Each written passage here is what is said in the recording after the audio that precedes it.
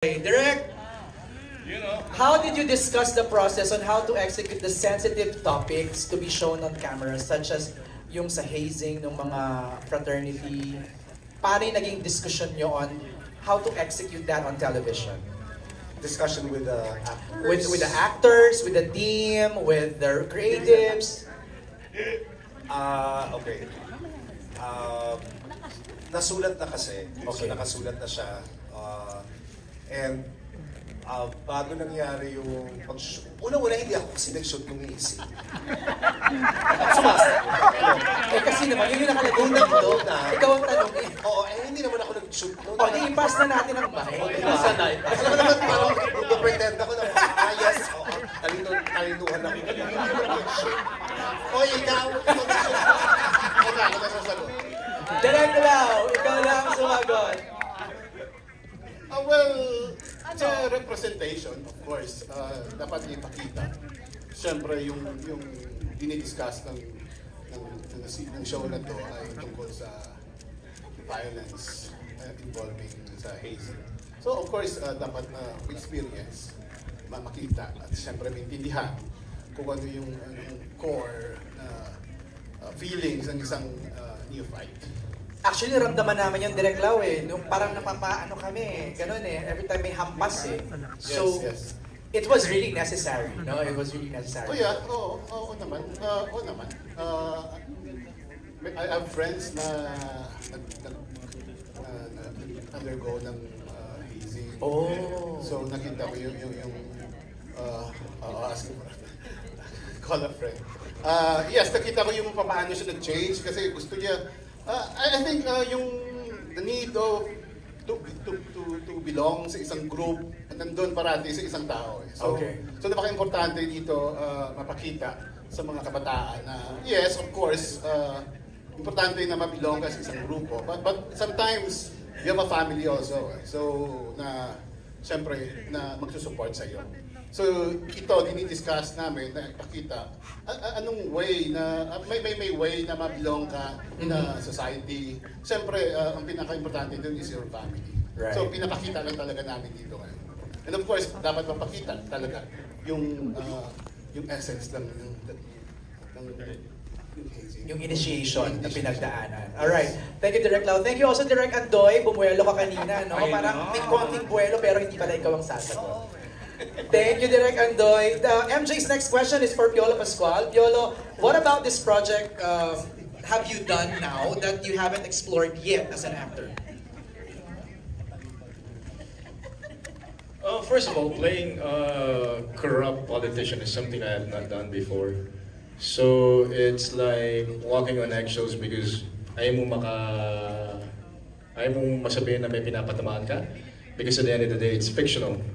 So we're trying to be careful, but at the same time, we really want to mirror society as it's happening nowadays. So yun lang naman yun sa akin. At the end of the day, I'm just an artist, I'm a talent, and I want to be able to personify a certain character. Saka ang fresh lang na ang bad nung character mo kasi sanay nga kami sa good boyfriend, anak, tatay. Kasi nung sinabi sa akin ni Tito Deo na 100 episodes, nagbilang ako ng taping day. Sabi ko, let's go. Let's go. Yun pala, ano. MJ, gusto kong kasi yung creators bago pa. Ayun na nga!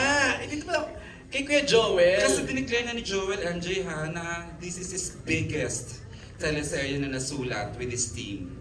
Joel, why is it? Well, sa dami ng cast, biggest. Noted ka naman sa ganyan, di ba? Kita nyo naman, ginastusan, di ba? Wow! Talaga, the story is big.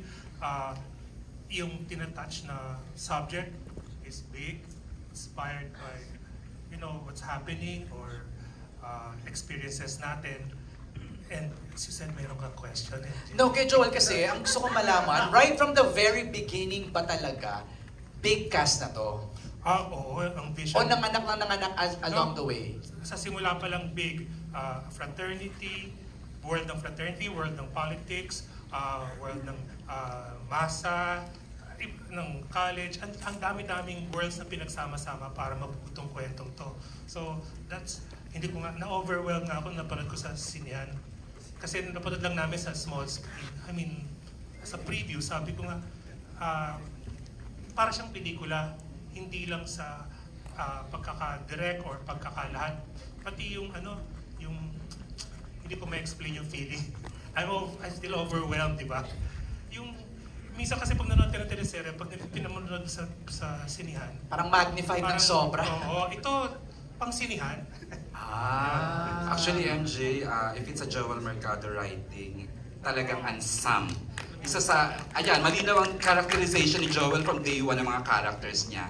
Talagang malakihan si Joel. Saka grabe yung binuo nyo dito, inisa-isa, defined lahat ng characters, di ba? Parang, Matagal din, matagal pinagbitingan. At bawat isang tao na nakaupo dito, may nag-present kami sa kanila. Yung character. Diba? wow, interesting. Thank you, Joel. Maraming salamat.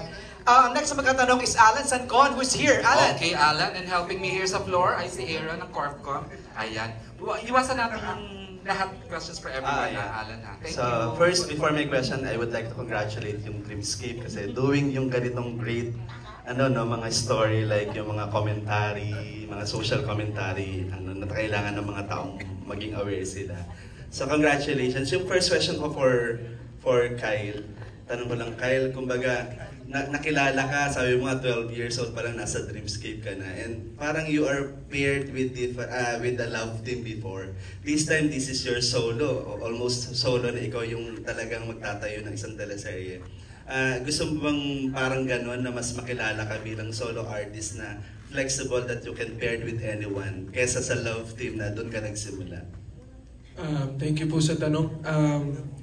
Siguro po kasi hindi ko masabi na talagang ayoko ng love team, ayoko yung career path mapupunta po doon. Yun yung naging kasanayan ko naman po nung bata ako ever since I started. Pero para mabigay po sa akin ng Dreamscape yung ganito pong tiwala, talagang aangkinin ko po talaga. I'll do my best. I want to make sure na hindi sila nagkamali ng piliin po ako para dito sa show na to. And my biggest goal is to just do what makes me happy. At this role has been something na talagang nagpapasaya po talaga sa akin. Actually, Alan, compressed 2 days lang yung napanood natin. Iba pa ang may plot, di ba? Ang haba-haba ng tatakbo, yung individual plots nila talagang sasabog. So, inopen lang talaga ng plot ni Kyle, and then sunod-sunod na yan na may Piolo sa gitna. Alright, so congratulations, Kyle. Yung second question ko for Piolo. Piolo, parang matagal-tagal ding hindi ka nakagawa ng teleserye, di ba? What made you decide to accept the role of being a politician here? Parang hindi ka ba nagdalawang isip na baka magnega yung dating sa'yo ng mga fans because parang you portrayed na parang different character naman compared dun sa napapanood nila before sa'yo?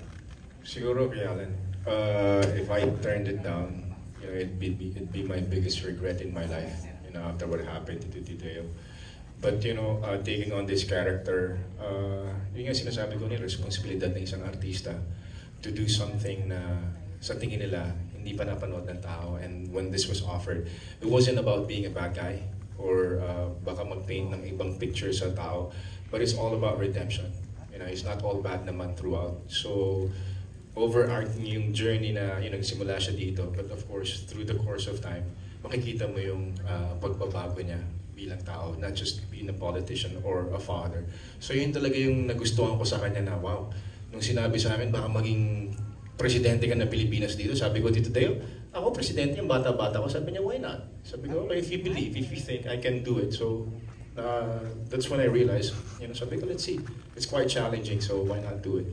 Thank you, Piolo. Congratulations, everyone. You did a great job. Thank you, Alan. Maraming salamat. Before MJ, yes. gusto mo na lang itanong na lang sa lahat ng season yung same question. Parang ang sarap, no? Actually, I want to start first with the young Go ones. ahead, sige nga. So before I call in Jim P of Freebie Manila. Okay. Sa mga young ones, si Micaela saka si Aliana kasi, parang meron silang katrabahong mga seasoned artists na. Kamusta yung experience nyo doon?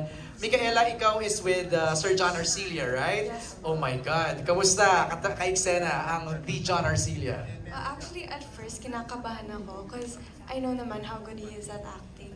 Pero I was happy because I got to learn a lot from him, from the amount of scenes we've done. And I've become more comfortable now working with him. Right. Aliana, ikaw, sino mga ka-eksena mo? Usually kaeksena ko po is my mom here in the show, Aiko. And she actually played my mom na rin before when I did teleseries when I was younger. So it's like a little reunion. And what I like about being with our co-actors in general is that you learn a lot from them. And kahit sa group namin na sa age bracket namin or something, parang our group is very diverse and yung personalities namin iba-iba, but at the same time it complements everyone so well. Na we get to learn a lot, and of course from our veterans also we get to learn a lot na yung mga conversations na may substance talaga. Na Right. Pero MJ, ano bang child actress siya when she started? She was a child star. Kwento mo, may kwento, Aliana. Sino yung mga kabatchmate mo? Kabatch ko po. Love team ko dati si John. And yeah. Sang show? Ikaw lamang and Story of Us. A Story of Us, yeah.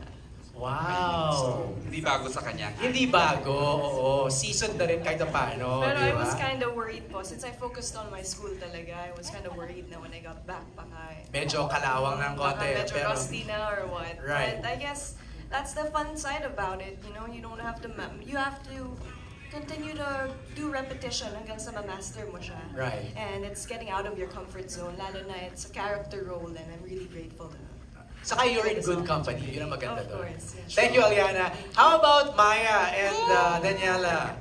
Si Maya, kaiksana mo madalas si Kyle. Right. Oh, how was that experience working with Kyle? Ganda naman nila, no? Masaya kasi... Ayos mo yan. Pagka-batch po kami, nilaunch kami ni Mr. M, Star Magic Circle. So, sobrang saya na... Star Magic Circle? Star Magic Circle. Star Circle or Star Magic? From Star Circle. From Star Circle. So yun ang topic natin today. Star Circle. Sorry po. Kasi nagturo ako sa Star Circle. Yes. Bago sila naging Star Magic. So Star Magic na now. Go ahead, Maya. Continue. Nakakatuwa lang dahil kami yung nilaunch natin ni Mr. M. Tapos ngayon magka-work na kami along with JC. And ayun nga, first time ko siyang naka-work. Hindi ako nahihirapan kay Kyle, sobrang open niya. And ang galing niyang nakipag-build ng chemistry sa lahat ng katrabaho niya. Daniela, ikaw naman. Kabatch mo rin si Anthony Jennings, right? Yes, Anthony Jennings. Yeah, yung kabatch niya na yan. Daniela, ikaw. Ako po halos Isa pa to. ko here. Si Maya, si Migs, and si Kyle po. Right. So yeah, with Kyle kasi nakatrabaho ko na siya sa senior high. So comfortable na ako with him. With Migs naman, super ang dali kong na-attach sa kanya. Like, para ko na siya naging kapatid kasi off-cam, lagi din kami naghahalubilo. Tapos, ito si Maya.